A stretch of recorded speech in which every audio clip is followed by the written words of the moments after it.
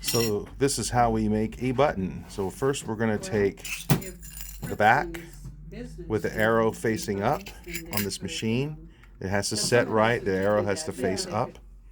And then we're going to swipe this around like this. You see the top. Take the top of the button like this. Fits nicely down there. Take the image. I got a Trump one. Make sure it's facing up like that. And then a glossy top on top of that. So then what you do, you turn it around like this. So you're doing the top first.